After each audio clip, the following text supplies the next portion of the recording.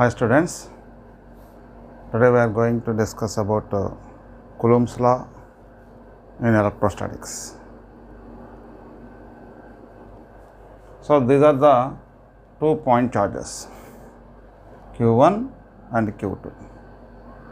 These are the 2 point charges, that means whose magnitude is very small. They are separated by a distance r in air or vacuum. Then there is an electrostatic force between these 2 charges. This electrostatic force between these 2 charges is directly proportional to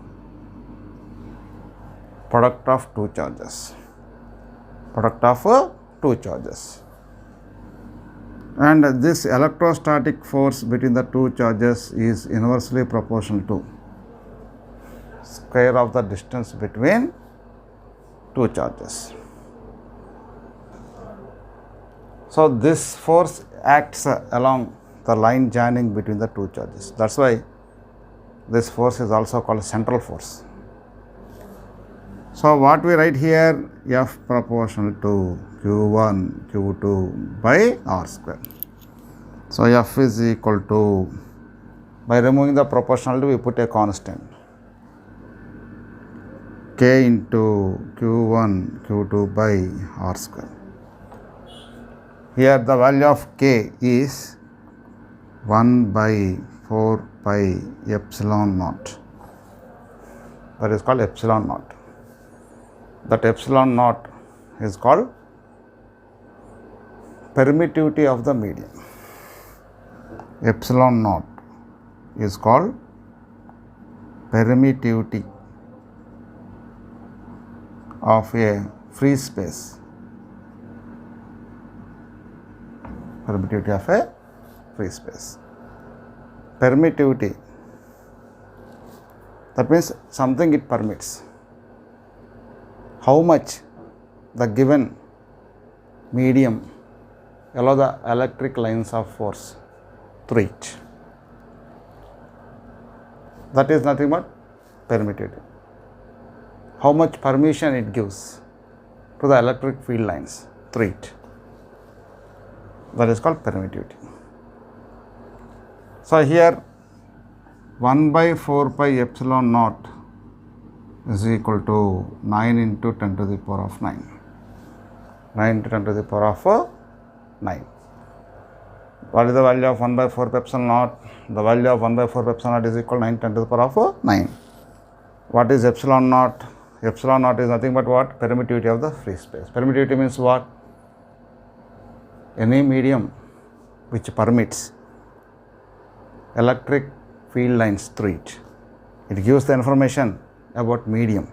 What type of information that is? How much electric field lines permits through that medium. Epsilon naught is a constant. Epsilon naught is a constant. It's a numerical value. Its value is nothing but 8.85 into 10 to the power of minus 12 Coulomb square by Newton meter square. Coulomb square by Newton meter square. So this is the value of epsilon naught.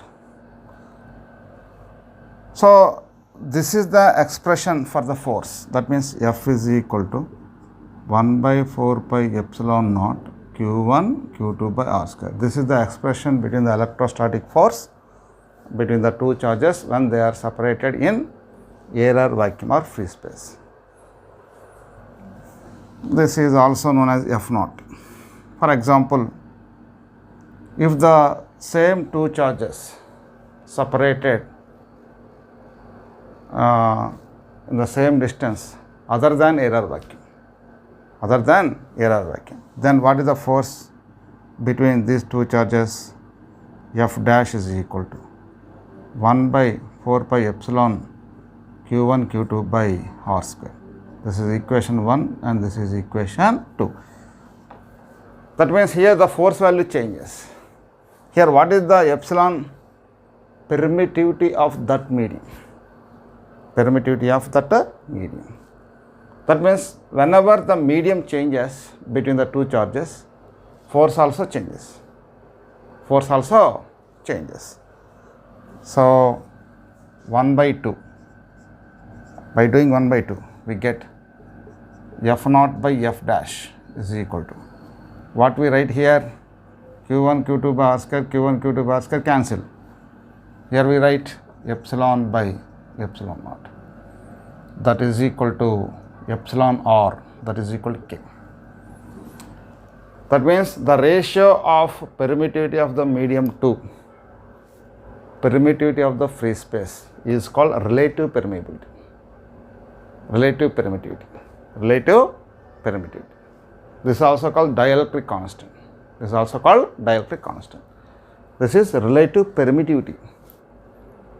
So, how we can define dielectric constant? It is the ratio of electrostatic force between the two charges in air or vacuum to electrostatic force between the two charges in medium. That is dielectric constant. So, from this discussion we conclude that the electrostatic force between the two charges depends upon three factors. Number one, what are these three factors? Number one, magnitude of charges. Magnitude of charges. Number two, distance between two charges. Distance between two charges. Distance between charges. Number three, what is number three here? Medium between two charges. Medium between charges. These three factors. That means electrostatic force between the two charges depends upon these three factors. So this law is also called inverse square law. That means what is the statement of this Coulomb's law? The force of attraction or force of repulsion. For example, if these two charges are positive, then there is a force of repulsion. If these two charges are, one is positive and another is negative, then there exists a force of attraction between the two charges. What type of force that is? Electrostatic force. That electrostatic force is directly proportional to product of the two charges, inversely proportional to the square of the distance between the two charges. This is nothing but inverse square law. By removing the proportionality, F proportionality, we write Q1 Q2 by R square. So F is equal to K into Q1 Q2 by R square. Proportionality is removed. What is the value of K here? K is equal to 1 by 4 pi epsilon naught. K is a constant whose value is equal to how much? 9 10 to the power of 9. Here what is this? Epsilon naught. Epsilon naught means what? It is nothing but it is a numerical value, it is a constant. It is called permittivity of the free space. Permittivity of the free space, air or free space. What is meant by permittivity? Something it permits. What permits? How much electric field lines are passing through particular medium. Okay. So that is nothing but permittivity. It also gives the information between the magnitude of electrostatic force between the two charges. So what is its value? Epsilon naught is equal to 8.85 10 to the power of minus 12 Coulomb square by Newton meter square. For example,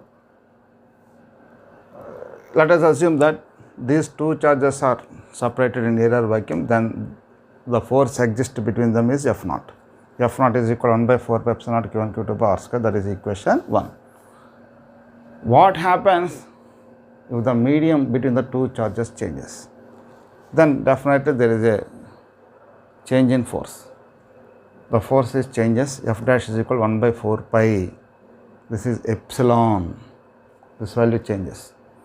What we call here epsilon? Permittivity of the medium, Q1 Q2 by R square. By doing the calculation, F naught by F dash is equal to epsilon by epsilon naught. Epsilon R, the ratio of permittivity of the medium to permittivity of the free space, is called relative permittivity. Relative permittivity. So that is equal to K. that is equal to K. Finally, we conclude that the force of attraction or force of repulsion between the 2-point charges separated by certain distance depends upon 3 factors. Number 1, magnitude of charges. Number 2, distance between the charges. Number 3, medium between the charges. This is known as Coulomb's law in electrostatics. Okay, students. Now we are going to write dimensional formula for epsilon naught. This is very, very important. Sometimes asks in entrance examinations. Do you know about dimensional formulas? Please recall those dimensional formulas, how we can write those dimensional formulas in first year. So here epsilon naught is equal to what we write here, Q1 Q2 divided by 4 pi Fr square, 4 pi Fr square.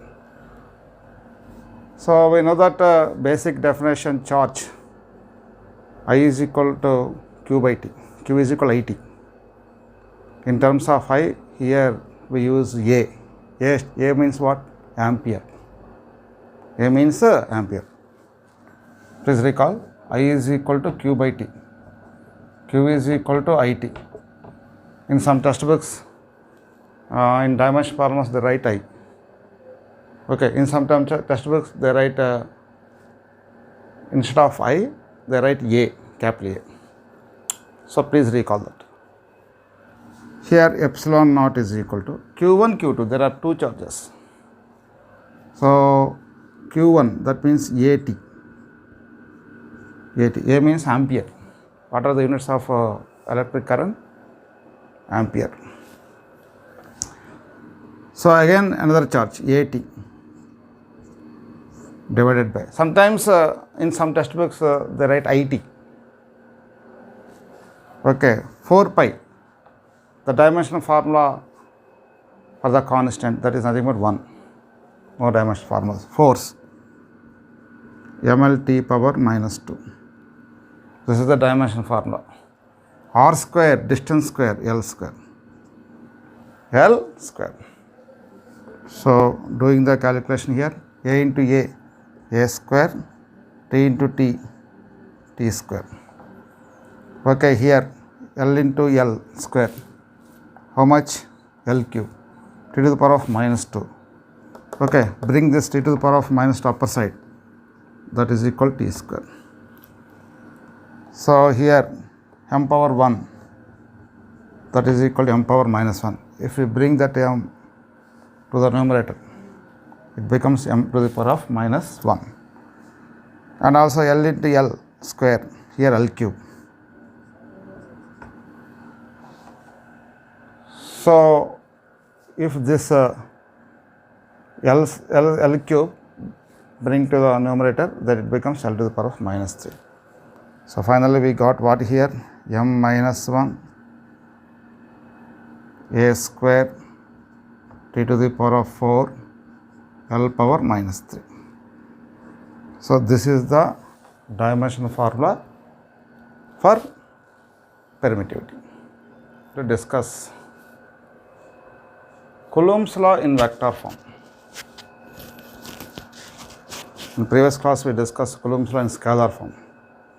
Now we are going to discuss Coulomb's law in vector form. Let us assume that 2 charges Q1 and Q2 in xy plane. So the position of the first charge with respect to origin is R1. R1 is the position vector. This is the origin. And the position of second charge with respect to origin is here. R2 is the position vector of Q2. And they are separated by certain distance. Here F21 means what? Force on second charge with respect to first charge along this direction. These are the 2 positive charges. So there is a repulsion force is acting on the charge Q2. that is F21, that is along this direction. F12, force on first charge due to second charge, along this direction. And here R12, position of 1 with respect to 2 along this direction.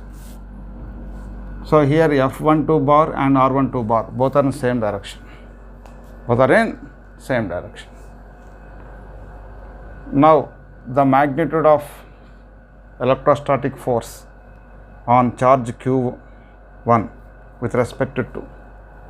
How we can write magnitude of F12, force on 1 due to 2 is equal to 1 by 4 pi epsilon naught Q1 Q2 by R12 whole square, or R12 whole square.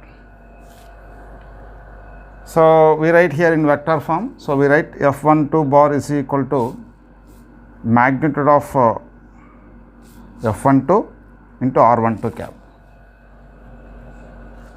Here already I told you F12 and R12 vectors are in same direction, so that their unit vectors are same. So we can write like this: F12 bar is equal to mod F12 into R12 cap. So we know that in first year A cap is equal to A bar by mod A, unit vector. So R12 cap is equal to R12 bar divided by mod R12, that vector divided by magnitude of that vector. We know that triangle law in first year. First two sides taken in order, third side taken in reverse order. From triangle law, here R2 plus R12 is equal to closing side R1. That means R1 bar. So here R12 bar is equal, what we write here, R1 bar minus R2 bar. Right. Substitute this value in this equation. So F12 bar is equal to mod F12, that is equal to 1 by 4 pi epsilon naught Q1 Q2 by R12 whole square. R12 means what? R1 bar minus R2 bar whole square into here R12 cap. R12 cap means what? R12 bar by mod R12. That means R1 bar minus R2 bar divided by mod R1 bar minus R2 bar. Direct step. F12 bar is equal to 1 by 4 pi epsilon naught, here Q1 Q2 divided by R1 bar minus R2 bar whole square into R1 bar minus R2 bar, that is equal to what we write here, R1 bar minus R2 bar whole cube into R1 bar minus R2 bar.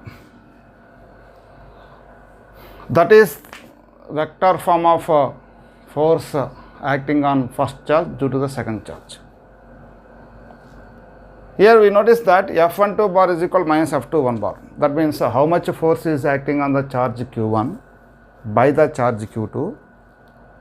Same amount of force is acting on charge Q2 by the charge Q1. That means both the magnitudes are same, but the forces directions are opposite. F12 bar is equal to minus F21 bar. So similarly, we can write F21 bar. That means force acting on the charge Q2 by the charge Q1 along this direction. Similarly, we write 1 by 4 pi epsilon naught Q1 Q2 by R2 bar minus R1 bar whole cube into R2 bar minus R1 bar. So this is known as a vector form of Coulomb's law. But here one important point you have to remember is the forces acting in opposite directions, but magnitudes are same. This is about vector form of Coulomb's law. Sometimes in entrance examinations they ask problems in vector form also. So this is useful for doing the problems. Okay, right.